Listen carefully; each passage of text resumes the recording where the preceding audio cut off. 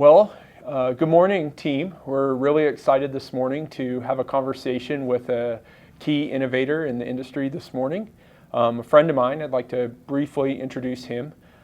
He has a pretty interesting career. Spent some time with Apple, with a security company here in the Valley called Anonymity. Additionally, I did some innovative work with him with self-reliance services in student and micro-lending. And now he's running a consulting firm called Cree. His name is Ben Holland, and he resides in Orange County, California. We would have really liked to have had him here in person, but the pandemic made that not happen. Without any further ado, Ben Holland's going to talk to us for a few minutes about things that we as individuals can do to innovate. Welcome to our summit this morning, Ben Holland. Thanks for having me, Alan. I appreciate you as a person and as a leader and an influencer in my career. And anyone who works for Alan is lucky. Alan is definitely one who breathes innovation and creates teams of trust to allow innovation within a company. And I've witnessed that firsthand. And I'm happy to join you guys and talk a little bit about innovation and how it's affected my career.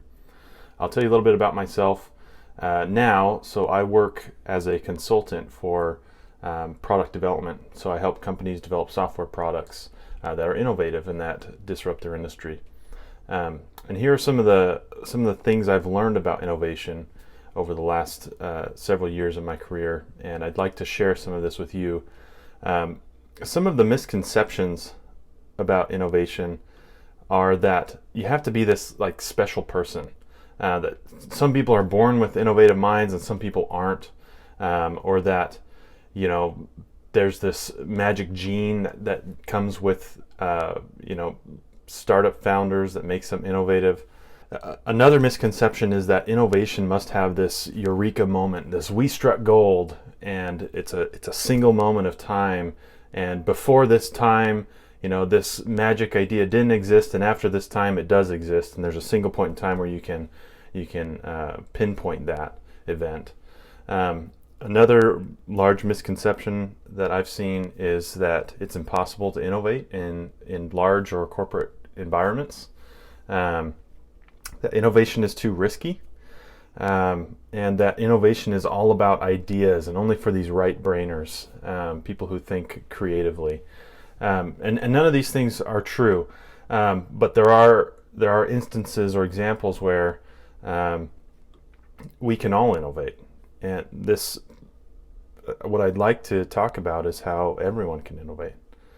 One of the things that helps teams innovate is that team culture, so creating a team of trust. And if a team can trust each other and throw out ideas that might be outlandish or might sound stupid, but it's still well received and someone still kind of picks it up and runs with it a little bit, it might not get very far. But having that team of trust, the environment to be able to throw things out there and take risks personally. I used to work with a gentleman named Mike Murray, and it was a privilege to work with him. And he was responsible for the 1984 Mac ad campaign while working at Apple. So he's a longtime Apple innovator. And when we were working at Self-Reliance Services, he would say frequently, you need to know the problem so well that you can innovate. And he would repeat that over and over. And what we did is we started to really dig into the problems. And so on teams, if you can really understand the problem and feel the problem so well that you can find creative solutions to approach those problems, that's a really important trait to have. That is really interesting. So you're suggesting that kind of a prerequisite or a kind of ingredient to bake the cake of innovation is to just know your customer and know the problem space you're working in extremely well. I think that's great counsel for innovation, Ben. Yeah, and I would take as much time as you can to get to know customers. I mean, I always run into product teams who feel like they know the problem. They know the customer's problem more than the customer does. And they might have a deep knowledge. They may have worked in the industry a long time. But what's interesting is if you look at Google, Google is one of the few success stories where they've scaled a large corporation but still remains extremely innovative. It's part of their being. And there's, some of the founders have written many books on this. Part of that is they remain fairly generalists on the team. They try to stay, have a broad perspective. They try to keep in communication with their customers regularly, and they create smaller teams of trust. And so because they're able to do that, these teams are able to be empowered and innovative to create amazing things for the rest of the world. That's phenomenal advice. I think there's a lot of evidence that suggests that's true. And so far what you've talked about, when we worked together, that was what we did. That is exactly what we did. I think you're onto something here. Great advice.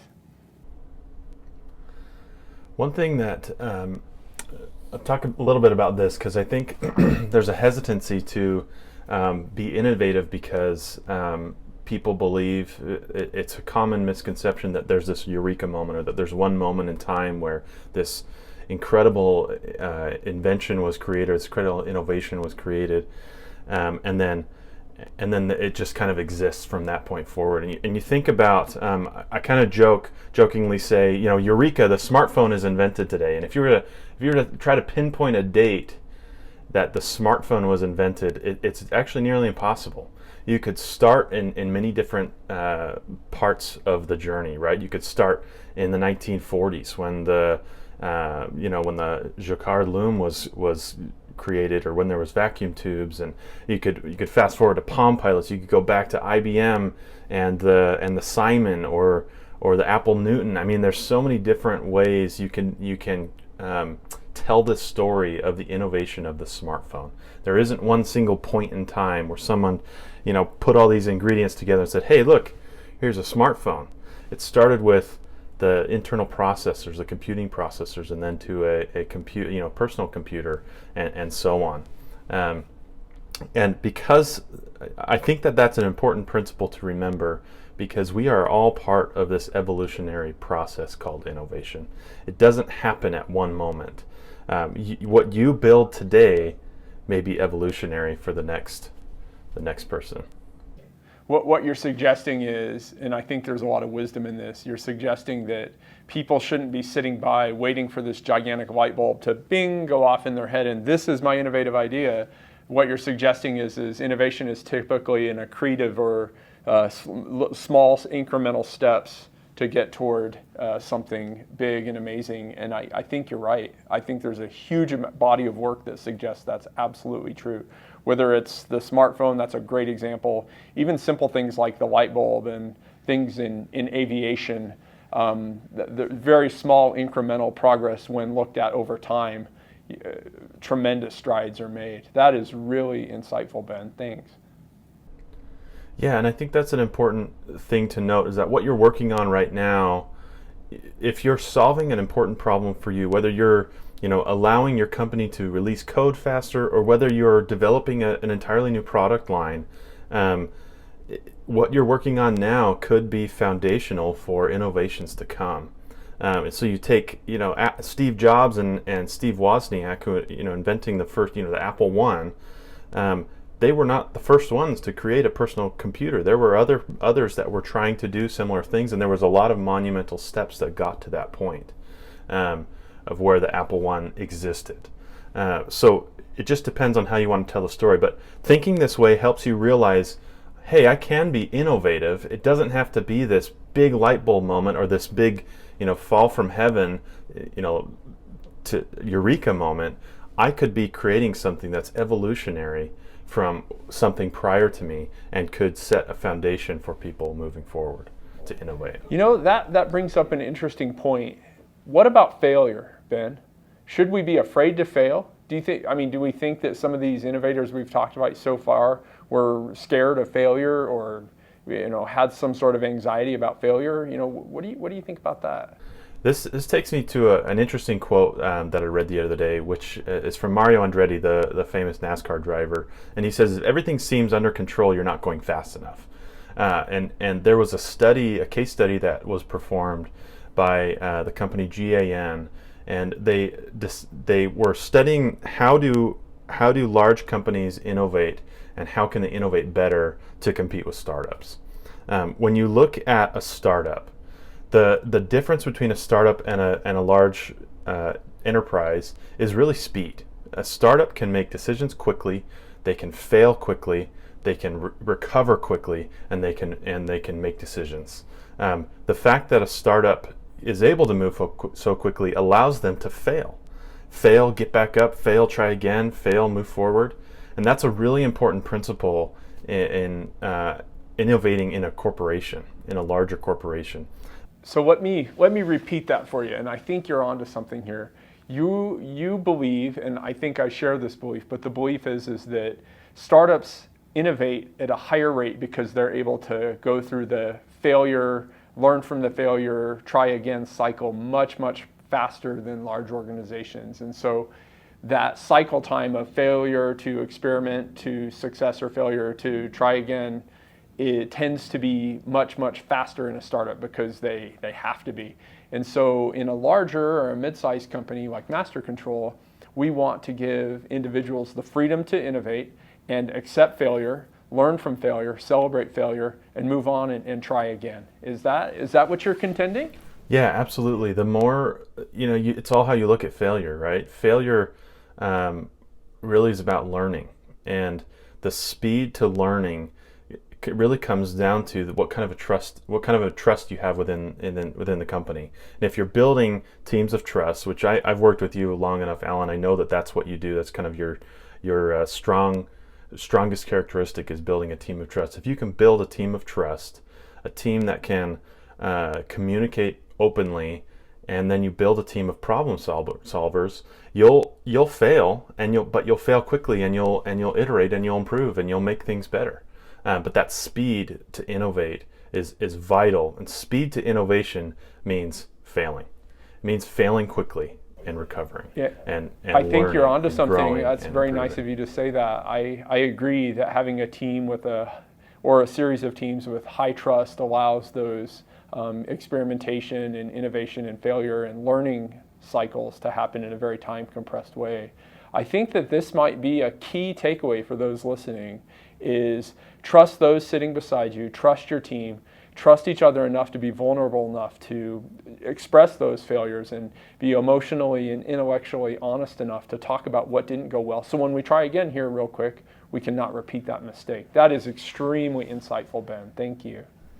Yeah, and there's a balance there, right? I mean, a company has to report quarterly earnings usually, and they have to be profitable. And so a large enterprise can't just forego everything they did last quarter and start all new and innovate like a startup can. But there is a lot of knowledge and experience and advantage that a large enterprise can use to innovate with new perspectives. And I think that's an important thing is you got to balance those things out. And the way I usually phrase this is balance out the quarterly report with the decennial report. And you think 10 years ago, the firms that were at the top of the Fortune 100, they're not there anymore, or a lot of them aren't there anymore.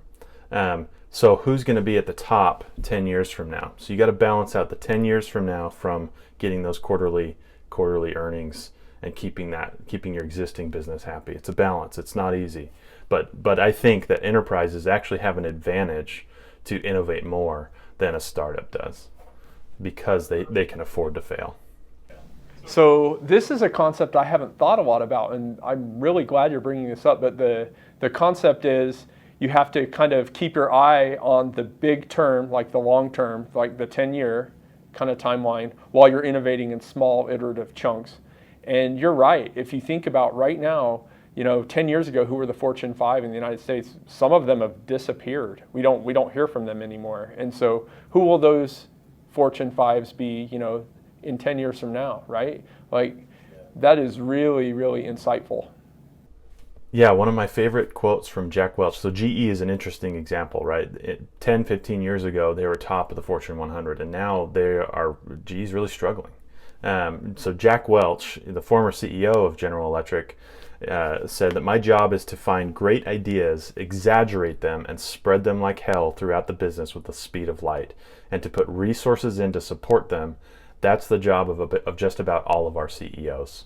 I love this example because I believe that, there's a balance between top down and bottom up, and I think what I've found both as a business leader, as a consultant, and seeing other companies implement this is you've got to balance the top down and the bottom up.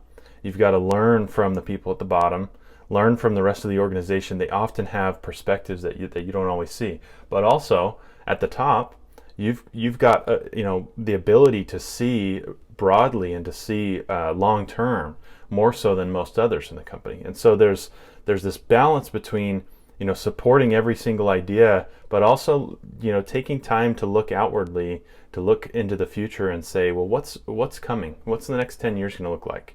And one of the principles I would say I recommend everyone should follow is think or stand in the future. Take a moment, think about 10 years from now, what's the world going to be like? What do I think the world's going to be like? What things are emerging now that are creating foundations for things that will exist 10 years from now? I think that's an important practice. Whether you're on a run in the morning or whether you're in the shower or whether you just take a time to have your mind blank and think 10 years from now, what do I think the world will look like? And how can I build a foundation for what's coming? So this is really interesting. Your counsel there it's similar to the Wayne Gretzky hockey analogy, not skating to where the puck is right now, but where it's going to be in the future. So the way you're inviting people to do that is to take a clear moment in their day and maybe do this as a practice from time to time, whether when you're exercising or some other quiet moment, and think about what will this look like 5-10 years into the future, and what am I doing right now to build the foundation or those accretive small steps to get there. And that thinking that far in the future gives us this frame of reference to try and anticipate or skate to the puck from a product perspective or from a usability perspective or from a user perspective. That is really, really good counsel, Ben. That is very wise. Thank you. Yeah, I think there's this, if you read a lot of Silicon Valley literature, it's really great. I really enjoy it. There's also this sense that the concept of a revolution, which is something that's disruptive and groundbreaking, and this concept of an evolution, that they are mutually exclusive, that they're two separate principles. You either have an idea that's revolutionary or you have an idea that's evolutionary. And I think that's partially true. I think that there are some ideas that just come out of nowhere and they revolutionize the world, right? I think like free thinking and democracy and things like that. But I also believe that there is an evolutionary process that happens to get to those revolutions. It's not something that happens at the drop of a hat or at the snap of a finger. It's something that's been building. People have been creating milestones along the way. And so figuring out which milestone or where you fit in that sequence is really important, and recognizing that something that's revolutionary could also be evolutionary and could be decades in the making.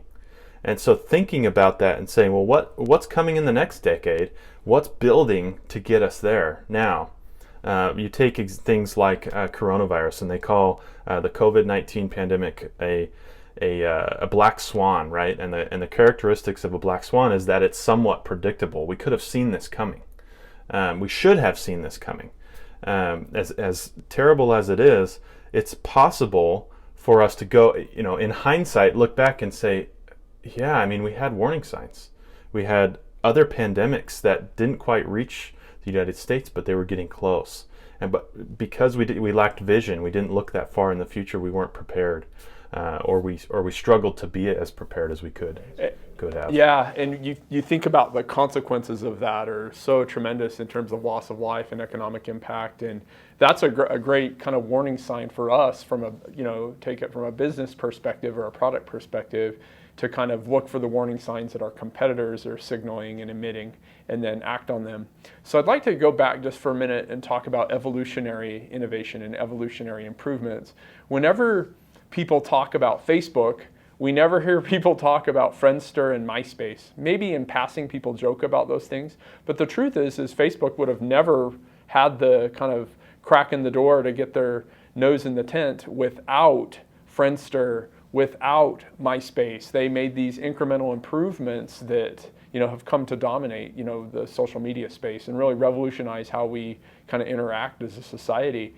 And it's really interesting to think about it that way. It really is. That is a really powerful point, to think in terms of evolution rather than revolution, right? And that kind of goes back to the point you made a few minutes ago about this ta-da, big bang aha moment, right? It may not be an aha or a eureka moment. It may just be, what if we did this little thing that makes it this little bit better? And then that sets the foundation for the next change and the next change and the next change. And along the way there could be, and probably will be, failures, but we're learning from them and we're adapting, right? One of the things that, Ben, I think a lot about is the Rangers, the United States Army Rangers. They have this kind of mantra that they will improvise, adapt, and overcome. And I think that kind of speaks to that evolutionary change, improvising, adapting, and overcome whatever the market presents to them. Really, really great points here, Ben. Yeah, one of the things, so I work with founders a lot, people who are creating a startup idea, and I'm helping them kind of develop the product and maybe create a pitch or things like that. And one of the things I see 99% of the time is a founder will Google their idea or a product strategy that's kind of come out of an idea. And they get so deflated when they see that their idea already exists. Someone's already built something similar, or there's two other entrants that have been there for a while. And I just remind them, I say, Mark Andreessen didn't invent the first web browser. There was already one in existence. Eric Schmidt and Larry Page didn't invent the first web search engine. There were many search engines. Apple didn't invent the iPod, the first MP3 player. The iPod, MP3 players were around for a while, etc. Right? But there's different things that these companies did to create a competitive advantage. They did it better. They did it to meet the customer needs. They exceeded customer needs, exceeded customer demand. And that's what I always remind my founders is, don't be discouraged when somebody else has already done something. Find a way to make it better. Add to it, contribute to it. There are ways that you can take something simple, dust it off a little bit, and add some color and some innovation to it that maybe comes from a problem set that you've seen and experienced that others haven't. One of my favorite types of products to work on are products that were built because a company or a team needed this thing and they couldn't find it elsewhere. So they just built it themselves to solve their own need. One example of this is I had this really nagging problem while I worked at Apple. There was this menial task that I had to accomplish every single day, and I was getting so tired of doing this one task that I kind of did the math and I said, hey, how long could I automate this? How long could I script it? How long would it take me to script this? So I figured out it was probably about 2-3 days, and it would take me maybe a week's worth of time to actually do the menial task manually. So, well, that's a pretty good return on investment. I'm just going to script it and see if it works for me. So I started using it, then I shared it with a coworker of mine and said, hey, give this a shot, see if this works for you. And they said, oh man, this is amazing. It saved me like 30 minutes a day. It may not be huge, but it was something that was so irritating and annoying. I ended up sharing it with the rest of our team and then submitting it to the Apple's internal IT department, and they ended up publishing it. It was the top used internal app at Apple. And that was just because it was a problem that really bothered me. So I took the time to solve the problem and then shared my solution. And it turns out lots of other people had my problem. That's a great example of innovating to solve a problem that's really bothering you. And I understood the problem so well that I was able to innovate and create a product that helped fix that. Thanks for sharing that. That is a really amazing example of an innovation that helped you, your team, and eventually the whole company internally. One of the things that we're doing here during Innovation Week is we're encouraging internal improvements as well as external, customer-facing improvements as well. And in looking at the backlog that's been submitted so far in our innovation pitches, it's about 50-50. About half of them are internal improvements and the other half are kind of external customer-facing improvements. And we're really, really excited about that. Thank you for pointing that out, Ben. It's refreshing to see that some of these large enterprise players like Apple value customer-facing innovation as well as internally facing innovation. That's a really good point, Ben. I really appreciate you pointing that out. Yeah, I think that if you could do a few things, I believe anyone can innovate. One thing to remember is that creativity and ideas are rarely the scarce resource in innovation. It's not about the ideas, it's not about the creativity. It's actually about the discipline. If you look at the Wright brothers, for example, I mean, how disciplined were the Wright brothers to try models over and over and over until it worked?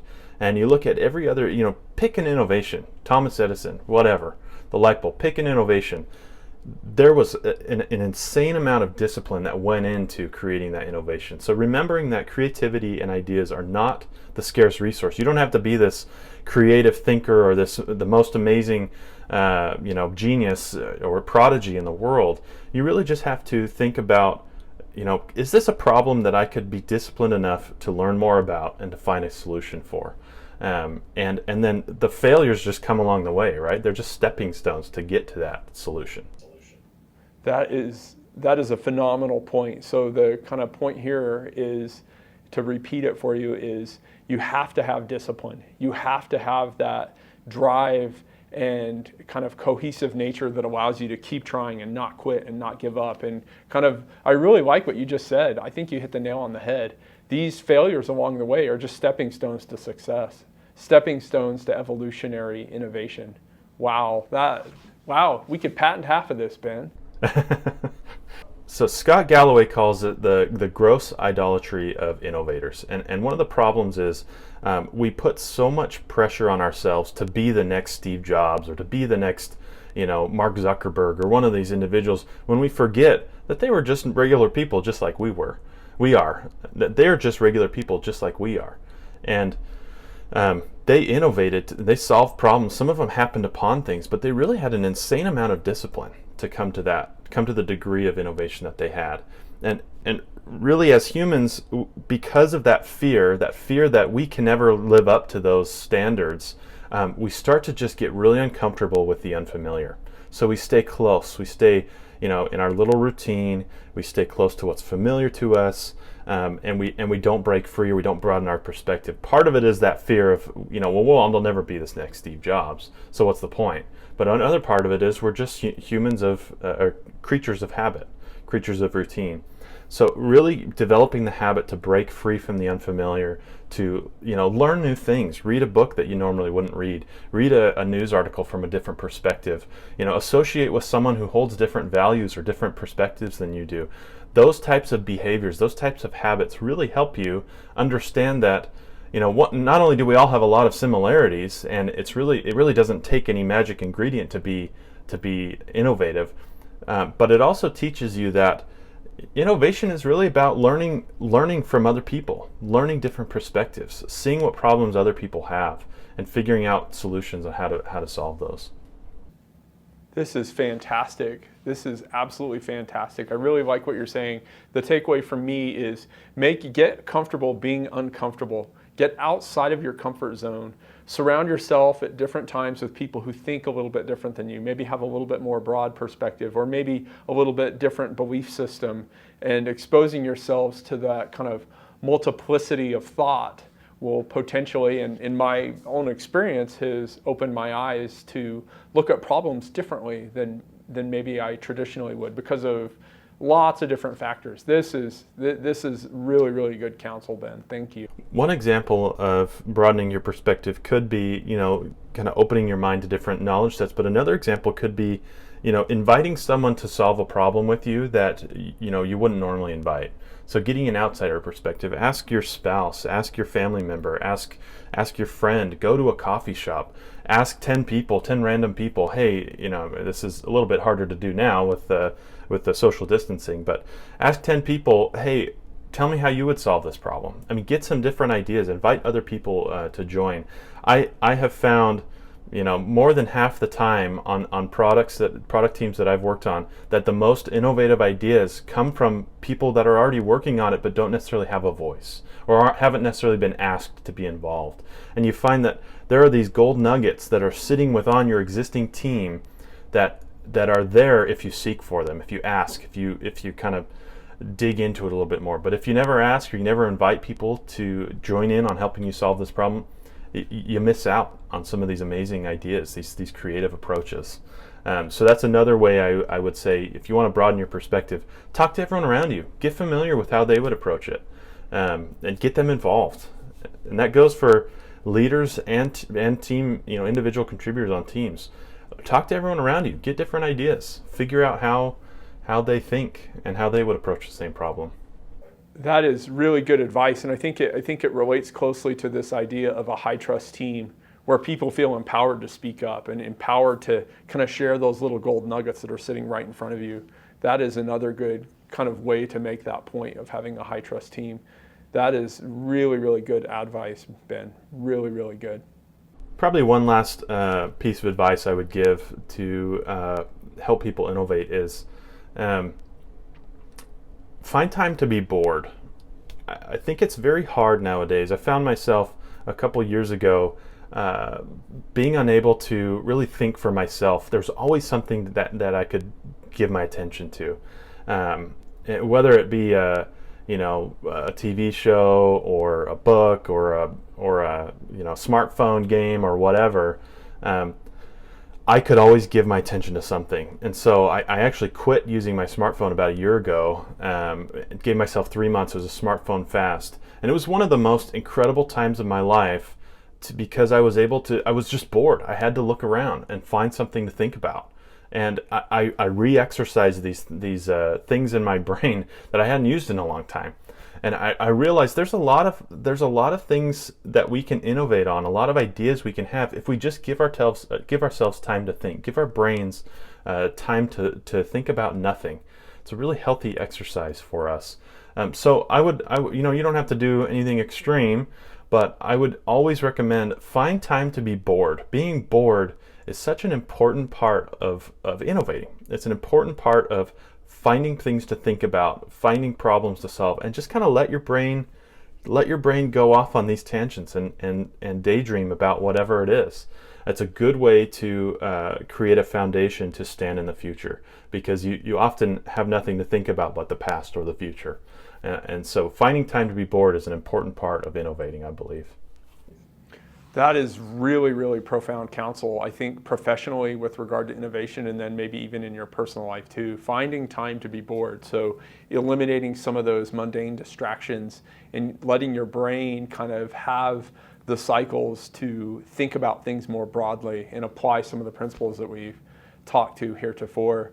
So, maybe this is humorous, maybe it's not, but next time my kids tell me, Dad, I'm bored, I need something to do, my retort to them will be, well, Ben Holland says you should be glad that you're bored. I'm gonna remember that. Ben, we're Master Control. We're a formerly small business growing into a mid-sized company with aspirations to be a true enterprise SaaS player, and I feel like we have a great shot to do that. We feel like innovation is a really important component to that, but we have limited funds and limited time, and we want to encourage our teams to innovate so much that we're giving them this week a quarter called Innovation Week to do it. What advice would you give us? What counsel would you give our teams with regard to scarce resources and time to innovate and the cost of innovation? Maybe you could think about it in terms of the heavy price of not innovating. We have this existing revenue stream that's been so good to us for so many years. What do we need to do to innovate? Why should that matter to us? Yeah, that's a great question, and a question that I see many large corporations struggle with. One thing to remember is it's a balance, right? You have to balance. If you pivot too frequently, you'll lose customers, and your company will suffer from whiplash, and you'll just lose a lot of momentum. So you've got to keep the momentum that you have right now. But you also have to remember that your disruptor may not even exist right now, or it may be a company that's not in your industry at this point in time. And so the cost to not innovate will hit you in the long run. And this is where I say you've got to balance out the quarterly results with the decennial results. Think about 10 years from now, who's going to be disrupting you? Who's going to be the market leader? Because we know that from history that it is impossible, nearly impossible, for a company to remain the dominant player in their industry forever. It just doesn't happen. Somebody comes around and disrupts them or finds a way to innovate better, faster, whatever. A lot of the reason is these large companies forget to innovate because they're so busy paying attention to their quarterly results. They're so busy worrying about their existing business, their existing products and improving those, that they forget that innovation comes at a high cost if you don't do it. That is really, really sound advice, and that's really relevant to us right now with our kind of focus on our legacy cloud and docs and training and our existing kind of products that have made us so successful and kind of really established us as a leader in the quality space. As we're pivoting to kind of our greenfield stack and our new greenfield technologies with all of the great and innovative things that come with them, it's really, really good advice you have to kind of balance both of those, right? You have to balance the kind of short-term quarterly results with the kind of 5-10 year kind of targets as well. This is really, really good advice. Ben, thanks for making that real for us here at Master Control. I really appreciate that. I just can't thank you enough, and it's been a real honor and privilege to spend some time with you as we kick off our Innovation Week here at Master Control. And any parting shots on innovation, Ben, for the group here? I would say believe in yourself, believe that you can innovate, and don't be intimidated by the image of an innovator that you may have in your mind. We can all innovate. We all have it in us. It's part of being human. And I would just encourage you to harness that and to find ways to apply some of these principles so that you can innovate too, because I believe anyone can. Thanks for having me, Alan. I really appreciate it. It's great to get to know you and to meet the team, and I hope to talk with you guys again. We'll have you out here next time you're here in person, and it's always a real honor and privilege to speak to you, Ben. All the very best to you and Cree, and we look forward to seeing you in the headlines when Cree is in the Fortune 5. Don't forget your friends at Master Control. It's always a pleasure, Ben. I don't know about that, but sure. Thanks, guys. Yep, take care.